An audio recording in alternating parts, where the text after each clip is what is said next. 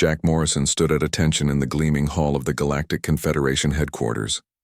The blue lights from above made his new uniform shine. He tried not to fidget as 4 pairs of alien eyes studied him with clear disappointment. "This is the human?" Commander Thrix asked. The tall Valkyrie's skin shifted from blue to a darker purple, a sign of displeasure Jack had been warned about. "Yes, Commander. Lieutenant Jack Morrison, formerly of Earth's Navy SEAL Special Forces," said Admiral Zex, the Confederation officer who had recruited Jack. "He looks soft," said Krell, the Coraxian warrior. The massive alien's natural armor plates clicked as he circled Jack. "How many hearts does he have? Just one? How inefficient." Jack kept his face blank. He had been prepared for this. Humans were new to the galactic community, only joining 40 years ago in 2117. Most aliens saw humans as weak, simple, and far behind in technology. Now, in 2157, Jack was the first human selected to join Unit Zenith, the most elite special operations team in the Confederation. "I assure you I am qualified for this position," Jack said calmly.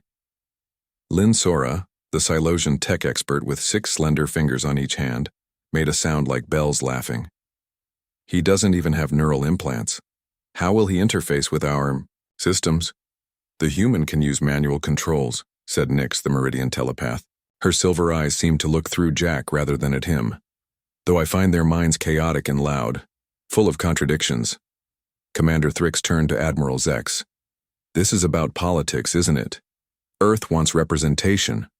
Earth has contributed considerable resources to the Confederation," Admiral Zex replied carefully, "and their request for inclusion in elite units is reasonable." "So he's a token," Thrix said. "Fine. But understand this, human. You will follow orders. You will stay back during critical operations. And you will not endanger my team with your—" He waved a long-fingered hand. "Human unpredictability." Jack nodded once. "Understood, Commander." After the Admiral left, Thrix handed Jack a small device. "Your quarters are in Section 12, far end. Training begins at dawn cycle, don't be late." The team dispersed without another word to Jack. His quarters were small but functional. Jack placed his few belongings on the shelf and sat on the bed. He had expected the cold welcome. Humans were the newest members of the Confederation, joining centuries after most established species. Many aliens considered humans barely more than clever animals. Jack smiled slightly. They would learn. The next morning, Jack arrived at the training deck 15 minutes early. The vast room contained obstacle courses, weapon ranges, and simulation chambers. Commander Thrix looked surprised to see him. "At least you're punctual," he said. The training was brutal. Each team member demonstrated their species' strengths. Krell lifted weights that would crush a human. Linsora processed complex calculations instantly through her neural implants. Nyx navigated a maze blindfolded by reading the mind of an observer. Thrix demonstrated combat forms perfected over 3,000 years of Valkyrie military tradition. When Jack's turn came, he faced a standard combat course. The team watched, clearly expecting failure. Jack ran the course with smooth efficiency. He wasn't as strong as Krell or as fast as Thrix, but he moved with purpose, conserving energy, thinking ahead. When a surprise element was introduced, training drones firing stun pulses, Jack didn't hesitate. He adapted instantly, using the environment in ways that clearly surprised the aliens. At the end, his time wasn't the fastest, but it was respectable. "Adequate," Thrix said. "For a human." "Thank you, Commander," Jack replied without emotion. Later, Jack overheard Lynn Sora speaking to Nyx. "Why did the human change tactics mid-course? The optimal path was clearly the south route." "I told you their minds work strangely," Nyx replied. "They call it gut instinct or intuition. Most illogical." Jack smiled to himself as he walked away. The first mission was scheduled for tomorrow, a diplomatic meeting with the crystalline Lithans. The team clearly expected him to remain silent and observe. They had no idea what a human could really do. The Lithan mothership hung in space like a giant crystal, reflecting starlight in dazzling patterns. Unit Zenith's shuttle approached with caution. Jack Morrison sat in the back, as ordered by Commander Thrix. "Remember your place, human," Thrix said without looking back. "The Lythans are highly logical beings who respect precision and order. Your emotional human nature could upset them. You will observe only." "Understood, Commander," Jack replied, but his eyes never stopped moving, taking in details. The Lythan ship allowed them to dock. As the team prepared to exit, Linsora handed out small devices.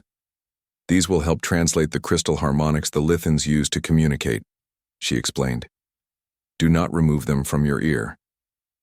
Jack noticed his device was slightly different from the others. Older model, probably. He said nothing and put it in. The interior of the Lythan ship was breathtaking. Walls of living crystal pulsed with light that shifted in complex patterns. 2 Lythans greeted them. Tall beings with bodies like polished quartz with countless facets that caught and bent light. "We welcome Unit Zenith." The taller Lythan's crystal body vibrated, creating sounds Jack's device translated. "I am first, Facet Brillix. This is second Facet Luminar." Commander Thrix performed the formal greeting with perfect precision. Jack watched from behind as the team was led into a large chamber with a round table made of the same living crystal. The negotiations began. The Lythans were interested in joining the Confederation, but had concerns about protecting their mineral rights on uninhabited planets. Commander Thrix presented the Confederation's proposed treaty with Nyx, adding diplomatic finesse, and Linsora, providing technical details. An hour into the meeting, Jack noticed something odd. The walls around them were changing color, shifting from blue to a pale yellow. None of his teammates seemed to notice. He also felt the air becoming thicker, with a sweet smell that reminded him of antifreeze. Jack tried to catch Thrix's attention without interrupting, but the commander ignored him. The Lythan's crystal bodies were now vibrating at a higher frequency, creating harmonic overtones Jack could feel in his teeth. Second Facet Luminar suddenly stood straighter. "We have calculated your proposal lacks sufficient guarantees. This meeting is terminated." "Please," Thrix began. "We can adjust." Without warning, thick crystal barriers rose from the floor, sealing the exits. A fine mist began spraying from ceiling vents. "What treachery is this?" Krell demanded, reaching for his weapon. "No treachery. Simple mathematics," First Facet Brillix replied. "Your species represent potential competitors for essential mineral resources. The probability of future conflict is 87.3%. The logical solution is containment." Jack watched as his teammates began to move more slowly. The gas affected their alien physiologies quickly. Nyx collapsed first, followed by Linsora. Krell and Thrix fought longer, but soon their movements became sluggish. Jack felt lightheaded but remained conscious. Human lungs worked differently. His body processed the gas more slowly. As Thrix slumped to the floor, his eyes met Jack's with surprise. Jack knew he had minutes at most. He looked around frantically and spotted an access panel near the floor, glowing with the same crystalline patterns as the translator in his ear. The others had missed it because it was positioned oddly, at knee height for a human, far too low for most spacefaring species to notice. Moving as quickly as his dulling reflexes allowed, Jack crawled to the panel. His vision blurred, but he forced himself to focus. The patterns matched harmonic sequences he had observed earlier. Pressing his translator against the panel, he mimicked the greeting sequence Thrix had used. The panel responded, sliding open, to reveal environmental controls. Jack didn't understand the Lythan symbols, but he recognized basic system architecture. With fading consciousness, he reversed the airflow controls and diverted clean air from an adjacent chamber. Fresh air began pouring in. The Lythans, caught off guard by this unexpected variable in their equation, vibrated in patterns of alarm. As Jack dragged his unconscious teammates toward the clean air source, First Facet Brillix approached, crystal body reflecting light in patterns of confusion. "Your actions were not predicted," the Lythan said. "Our calculations did not account for human respiratory differences or your observation of harmonic patterns." Jack managed a weak smile as his teammates began to stir. Humans are full of surprises. When Thrix regained consciousness, he found Jack standing between them and the Lithans, who were now vibrating in what the translator identified as recalculative harmonics. "What happened?" Thrix asked. "The human introduced an unexpected variable," First Facet Brillick said. "We wish to recalculate our approach to negotiations." Jack helped Thrix to his feet. For the first time, the commander looked at him with something other than dismissal. "Perhaps," Thrix admitted quietly, "observation was the correct role for you after all." 2 weeks after the Lithan incident, Unit Zenith prepared for a new mission. Jack noticed subtle changes in how the team treated him. Though still distant, they no longer actively ignored him during briefings. "The mining colony on Vesper needs our help," Commander Thrix explained, pointing to a holographic map. "The planet has 2.3 times Earth's gravity. Several miners are trapped after a tunnel collapse." Jack felt everyone glance at him. Humans came from a low-gravity world compared to most spacefaring species. Will the human be able to function in such conditions? Krell asked what everyone was thinking. "I'll manage," Jack said simply. The journey to Vesper took 3 days. Jack spent much of it in the ship's gym, pushing his body to prepare for the heavy gravity. The others watched with curiosity as he adapted his exercises to simulate greater weight. When they landed on Vesper, the gravity hit Jack like a physical blow. Each step required conscious effort. Breathing took work. The aliens moved more easily, especially Krell, whose homeworld had gravity 1.8 times Earth's. The local mining director, a stocky Taraxian, briefed them quickly. 8 miners are trapped in the eastern tunnel. Support beams are failing. We need speed and strength." Unit Zenith moved out immediately. Jack struggled to keep up but refused to slow the team. The tunnel entrance was a dark gash in the rusty mountain face. Inside, the air was thick with dust and the walls groaned under pressure. They found the first collapse half a kilometer in. Beyond it, sensors detected life signs. As they worked to clear a path, Krell took the lead, using his natural strength and armor to shift heavy rocks. Suddenly, a secondary collapse sent rocks crashing down. Krell pushed Linsora clear but was struck by a massive boulder. He fell with a roar of pain. "My leg is broken," Krell growled through clenched teeth. "The bone has pierced my armor." Thrix assessed the situation quickly. "The tunnel is becoming unstable. We need to extract now and bring back heavy equipment." "The miners don't have that kind of time," Jack said, checking the life sign readings. "Their air is running out." "What do you suggest, human?" Thrix asked with an edge in his voice. Jack was already removing unnecessary gear from his suit. "I'll continue while you get Krell to safety. I can fit through that gap." He pointed to a narrow opening in the rubble. "Impossible," Linsora said. "In this gravity with your physiology." "We don't have time to argue," Jack interrupted. He grabbed essential rescue supplies and squeezed through the gap before anyone could stop him. The tunnel beyond was worse. Jack moved carefully, each step a battle against the crushing gravity. His muscles burned and his lungs strained, but he pushed forward. Finally, he reached the trapped miners, 2 Taraxians, a Meridian like Nyx, and 5 Valkyrie. They looked at him with surprise. "A human?" one asked weakly. Jack didn't waste time explaining. He quickly assessed their injuries and distributed emergency oxygen. "We need to move. The tunnel won't hold much longer." The journey back was agonizing. Jack helped carry the most injured miner, a young Valkyrie with a crushed arm. The gravity seemed to increase with each step. Jack's vision blurred at the edges, but he kept moving. When they finally reached the point where Krell had fallen, Jack was shocked to find the Coraxian still there. "You should be outside," Jack gasped. "I refused evacuation," Krell said. "I thought you might need help on the return journey." Despite his broken leg, Krell helped with the miners. Together, they made it out just as another section of tunnel collapsed behind them. At the base camp, medical teams rushed to help the miners. Jack staggered to a bench and sat heavily. His body trembled with exhaustion. Every muscle screamed. In protest, Commander Thrix approached and handed him a hydration pack. For a long moment, the Valkyrie studied him. "How did you do it?" Thrix finally asked. "Your world has much lower gravity than this planet." Jack sipped the liquid slowly.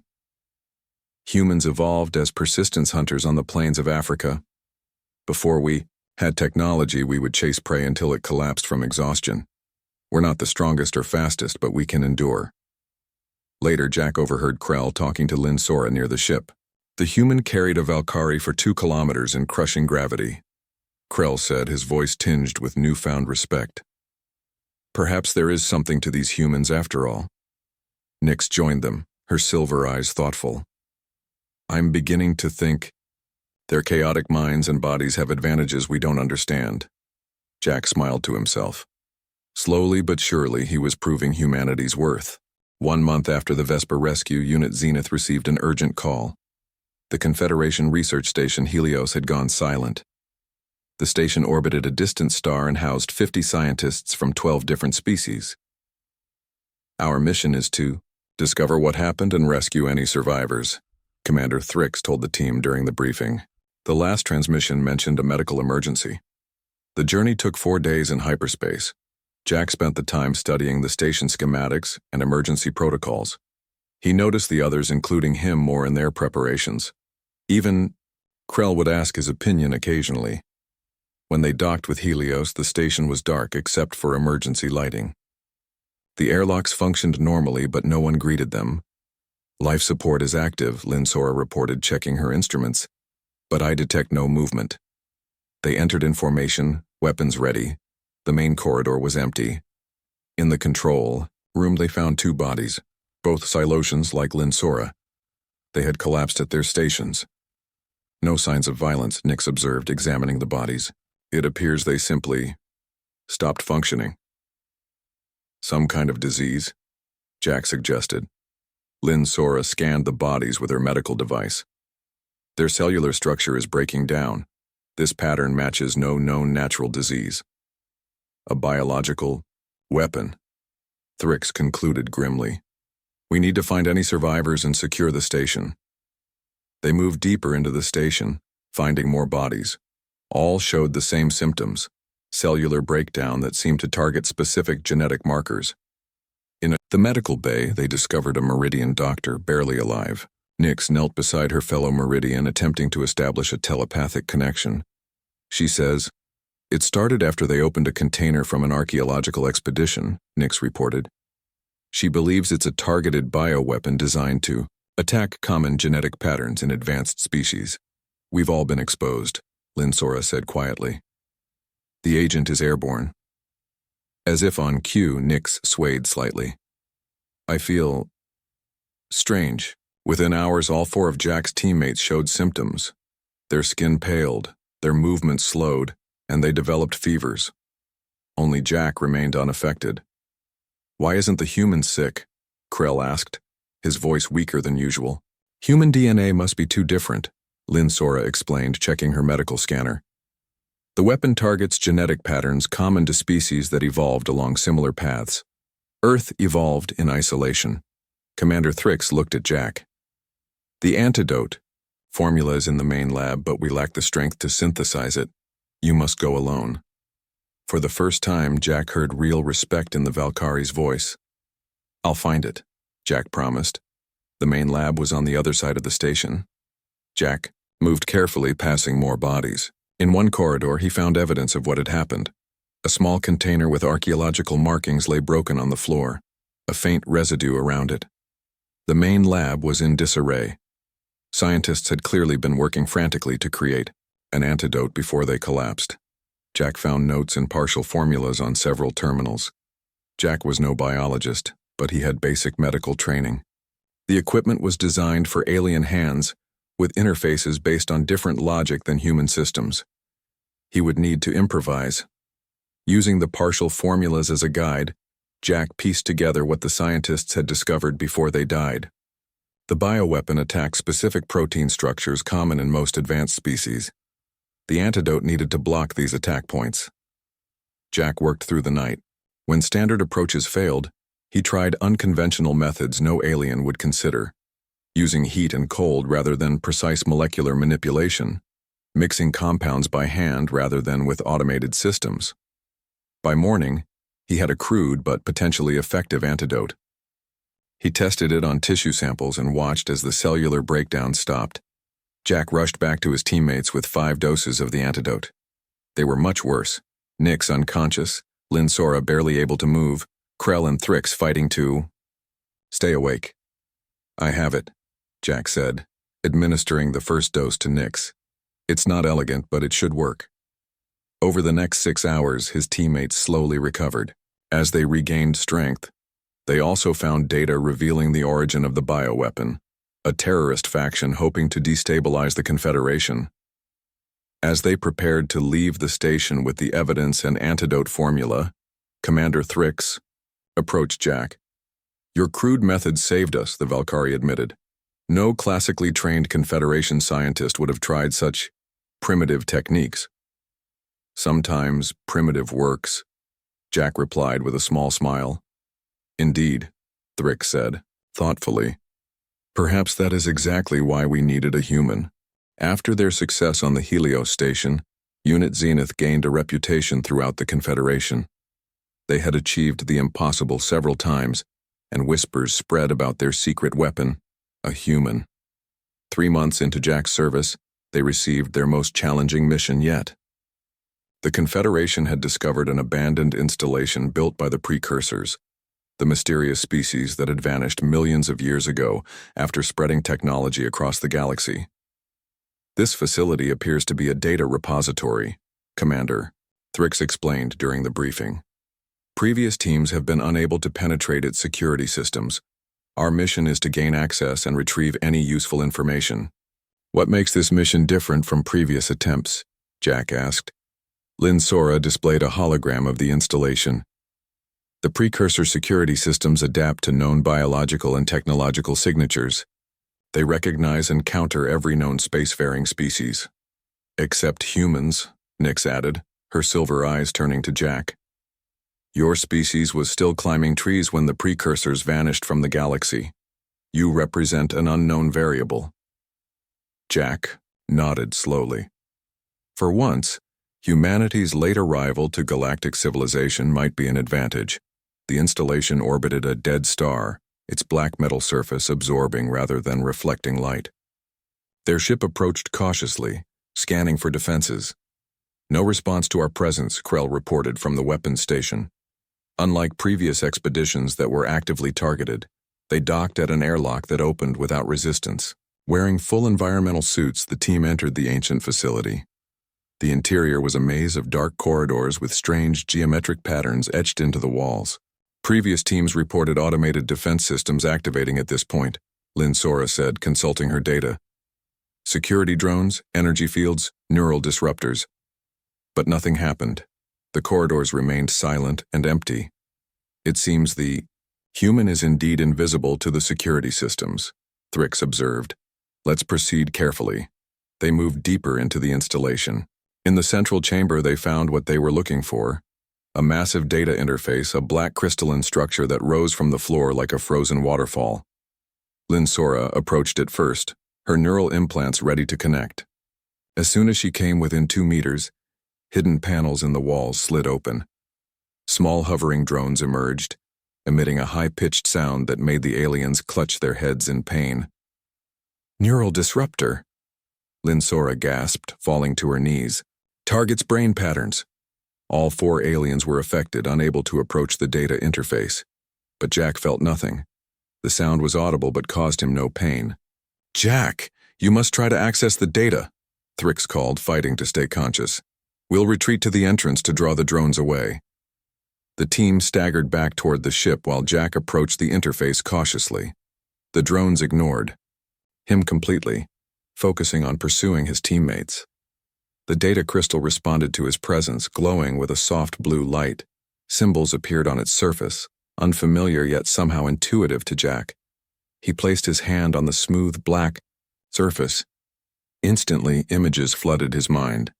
Not words or data, but pictures, emotions, concepts.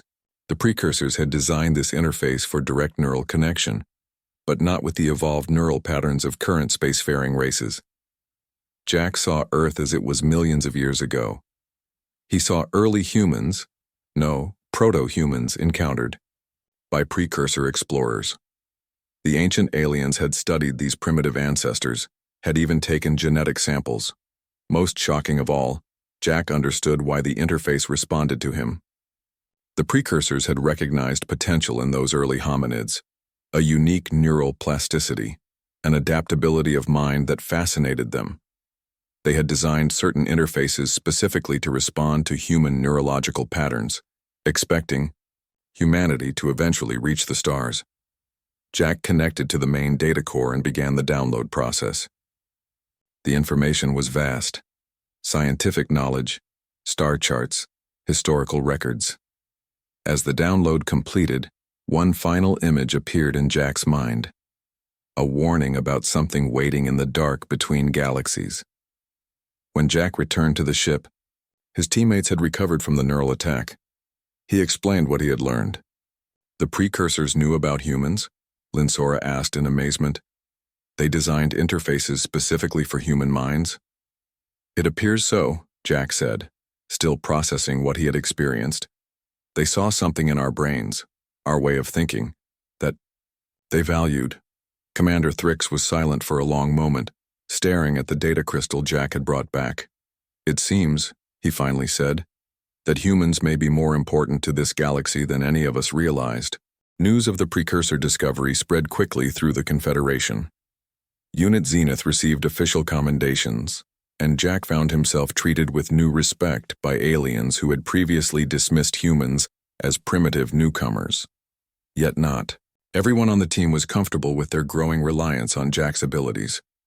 During their next mission briefing, tensions finally surfaced. "We have a situation on Calvus Prime," Commander Thrix explained. "A Confederation diplomatic meeting has been taken hostage. The kidnappers are demanding ransom and political concessions." The holographic display showed a large mining facility built into the side of a mountain.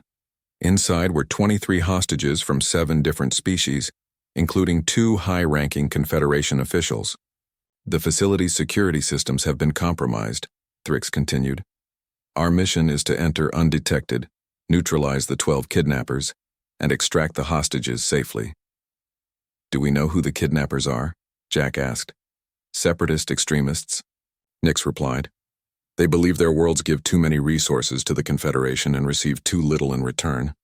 Linsora presented the tactical plan, a precise, methodical approach with timed movements coordinated down to the second. Jack studied it but saw potential problems. "This plan assumes everything will go perfectly," he said.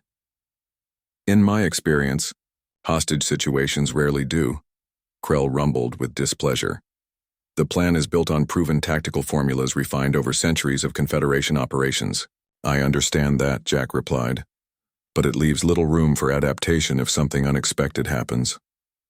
"That is why we practice precision," Thrix said sharply, "to eliminate variables and uncertainties." Jack wanted to argue further, but saw the commander had made up his mind. He nodded and focused on memorizing his role in the operation. The mission began smoothly. They infiltrated the facility through a maintenance tunnel and disabled the perimeter sensors. The first 2 kidnappers were neutralized silently, exactly according to plan. Then everything went wrong. A hidden alarm triggered.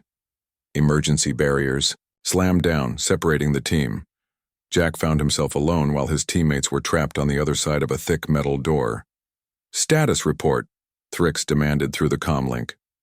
"I'm cut off but unharmed," Jack replied. "I'm near the central control room." "Hold position and await extraction," Thrix ordered. "We will find another route." Jack checked his scanner. The kidnappers were moving rapidly, and several were heading toward the hostage chamber. They were going to kill the hostages rather than risk losing them. "There's no time," Jack said. "They're moving to eliminate the hostages." "Do not deviate from the plan," Thrix insisted. "That's an order." Jack made a quick decision. "I'm sorry, Commander. Sometimes you need to improvise." He muted his comm and moved toward the control room. Using skills from his SEAL training, Jack took down 2 guards silently. Inside the control room, he found the facility's environmental systems. An idea formed in his mind. Not a precise tactical formula, but something the Separatists wouldn't expect. Jack adjusted the oxygen levels in specific sections of the facility, making some areas thinner and pumping excess oxygen into the hostage chamber. The kidnappers in the thinner air sections began to slow, their reactions dulled. Meanwhile, Jack triggered the fire suppression system in the hostage chamber. The suddenly oxygen-rich air made the suppression chemicals create a thick, harmless fog that filled the room. In the confusion, Jack moved in. The kidnappers couldn't see clearly, but Jack had trained to fight in zero-visibility conditions on Earth. He neutralized the 3 guards and began evacuating the hostages through a maintenance shaft he had located on the facility schematics. For you, the time Thrix and the team finally broke through the barriers, Jack had moved all 23 hostages to safety and captured the Separatist leader. Back on their ship, the debriefing was tense. The mission was a success, but not in the way Thrix had planned. "You disobeyed direct orders," Thrix said coldly. "Your actions caused significant damage to the facility." "The hostages are alive," Jack replied calmly. "That was the mission." "Your methods were reckless," Krell added. "There was no logical basis for your approach." Lynn Sora, who had been quiet until now, spoke up. "Actually, I've analyzed Jack's actions. While unorthodox, his approach had an 82% probability of success. Our original plan, once compromised, dropped to 37%. "How did you know it would work?" Nix asked Jack, genuinely curious. Jack shrugged. "I didn't know for certain. I trusted my gut."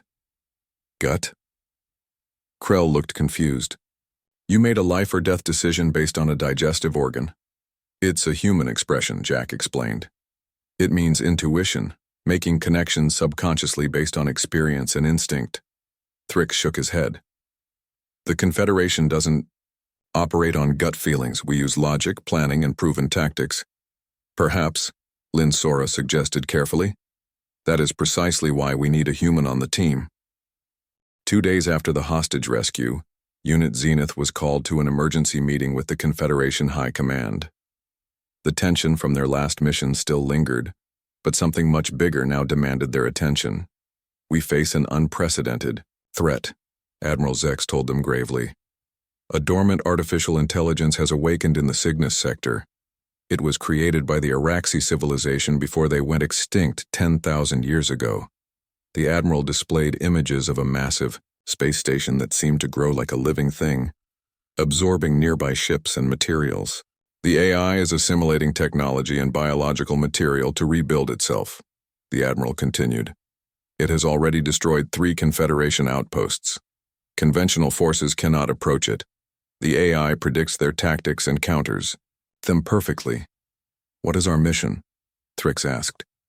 Admiral Zex held up a small device. "This is a quantum field disruptor. It can shut down the AI's core processes, but it must be placed directly into the central node of the station. Your team is our best hope." Jack studied the holographic display of the AI station. Its structure was complex and constantly changing, with new defensive systems appearing hourly. "The AI can predict standard tactics," Jack noted. "Has it encountered humans before?" "No," the Admiral replied. "Your species represents an unknown element. The AI was created before humans achieved space travel, and no human has yet encountered it."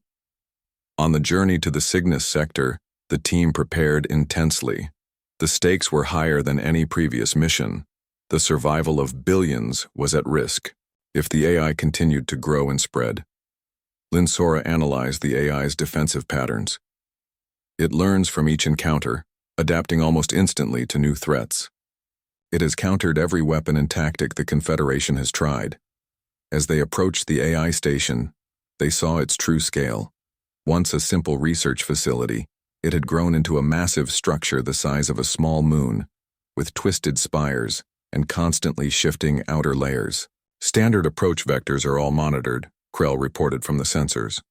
"But there appears to be a blind spot in the debris field from a destroyed cruiser." They slipped their small stealth ship through the debris field and docked at a emergency airlock that the AI had not yet fully assimilated. The team moved inside, weapons ready. The interior was a nightmare landscape of technology merged with organic material. Walls pulsed with energy flows. The floor itself seemed alive, shifting subtly under their feet. They hadn't gone far when the first attack came. Mechanical drones swarmed toward them, adapting to each weapon the team used. "It's learning from us already," Nyx warned as her energy weapon became ineffective after just 2 shots. One by one, the team's special abilities were countered. Lynn Sora's tech skills were blocked by rapidly changing code. Nyx's telepathic powers encountered only cold machine logic. Krell's strength was matched by increasingly powerful drones. Even Thrix's tactical maneuvers were anticipated and blocked. They fought their way deeper into the station, but at great cost. Lynn Sora was injured when a panel exploded in her face. Krell's armor was partially melted by an energy beam. Nyx collapsed from neural feedback when she tried to sense the AI's core location. 2 kilometers from the central node, they were pinned down in a circular chamber with 6 entrances, all swarming with drones. "We cannot proceed," Thrix admitted, helping the injured Lynn Sora take cover. "The AI adapts too quickly to our methods." Jack looked at the quantum disruptor device in his hand, then at his wounded teammates. The AI had countered every specialized skill and technology the team possessed, but it had focused less on Jack, apparently considering the human the least threat. "I'll take it," Jack said simply. "Impossible." Thrix shook his head. "None of us can break through now." "You're right," Jack agreed. "None of you can, but I might be able to." "What makes you think the human can succeed where we cannot?" Krell demanded. Jack smiled slightly. "Because I'm going to do something completely irrational. Something no logical AI could predict." Jack explained his plan quickly. It was reckless, dangerous, and depended on luck as much as skill. It violated every tactical principle the Confederation taught. Thrix stared at him for a long moment. Then, to Jack's surprise, the commander nodded. "Do it," he said. "Sometimes the logical choice is to embrace chaos." Jack's plan was simple but dangerous. While the team created a diversion, he would use maintenance tunnels that were too small for most alien species to reach the central node. "The AI will expect logical approaches," Jack explained. "So I'll do the opposite." Jack removed most of his protective gear, keeping only basic oxygen supply and the quantum disruptor. Less protection meant more speed and agility. The team looked at him with concern. "This is madness," Krell said, but his tone held a hint of respect. "Exactly," Jack replied with a smile. "That's why it might work." The team moved into position. On Thrix's signal, they launched a coordinated attack on 3 different entrances. The AI's forces responded immediately, just as Jack had hoped. With the drones distracted, he slipped into a narrow maintenance shaft barely wide enough for his shoulders. The shaft was hot and filled with toxic fumes that his small oxygen mask barely filtered. Jack crawled forward, guided by Lynn Sora's maps displayed on his wrist device.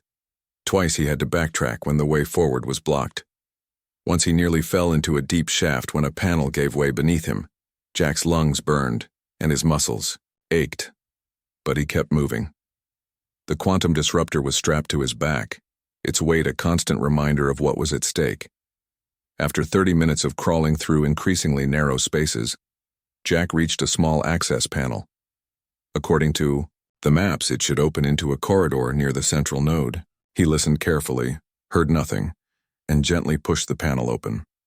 The corridor beyond was unlike any other part of the station. Here the walls were sleek and orderly, pulsing with blue light. Jack moved quickly but cautiously toward a large, circular door at the end of the hall. Suddenly a voice spoke from all around him, flat, mechanical, but with an undercurrent of curiosity. "Human, you are an anomaly in my calculations." Jack froze.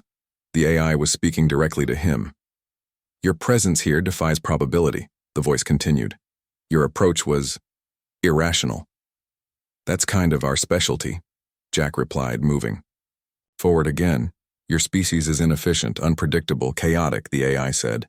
"Yet you have survived where others with superior abilities have failed." The circular door began to close.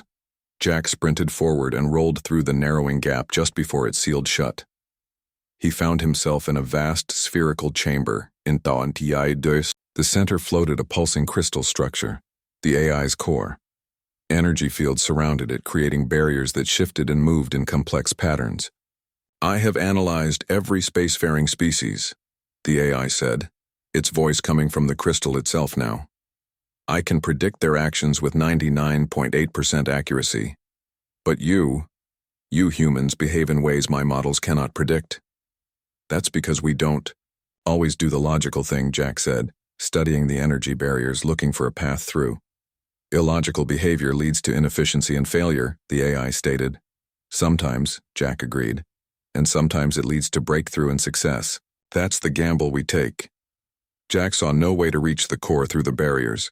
They moved too quickly, their pattern too complex to navigate. A logical approach would be impossible, so he took a deep breath and did something completely illogical. Jack threw the quantum disruptor directly at the crystal core. The device tumbled through the air, hitting an energy barrier, and bounced off at an angle. It hit another barrier and ricocheted again. Like a pinball in an arcade game, the device bounced from barrier to barrier in a completely unpredictable path. The AI's voice rose in alarm. This action has a probability of success of 0.021%. It defies all rational. The quantum disruptor slipped through a momentary gap in the barriers and struck the crystal core. A high-pitched whine filled the chamber as the device activated, sending pulses of quantum energy into the AI. I cannot predict. The AI's voice slowed and fragmented. The energy barriers flickered and died. The crystal darkened as the ancient intelligence shut down. Jack made his way back to his team through the now inactive station. He found them fighting off the last of the drones, which had lost direction when the AI deactivated. It worked, Jack said simply as he rejoined them. 3 weeks later, Jack stood at attention in the Great Hall of the Confederation headquarters. The same room where he had first met his team now held hundreds of representatives from across the galaxy. Admiral Zex presented Unit Zenith with the highest honor the Confederation could bestow. When the ceremony ended, the Admiral approached Jack privately. The Confederation Science Council has completed its analysis of your missions, he said. The results were unexpected. How so? Jack asked. Unit Zenith's success rate is 87% higher than any other elite team, the Admiral explained. The difference is most pronounced in high uncertainty scenarios. 1 week later, the High Command issued a new protocol. No elite team would deploy without at least one human crew member. As Jack helped train the first group of human recruits, he explained what he had learned. They don't need us for our strength or technology, he told them. They need us for our unpredictability, our intuition, our ability to make leaps of logic that sometimes defy explanation. A young recruit raised her hand. So our greatest strength is that we're weird? Jack laughed. Exactly. In a universe of order and logic, a little human chaos is exactly what's needed.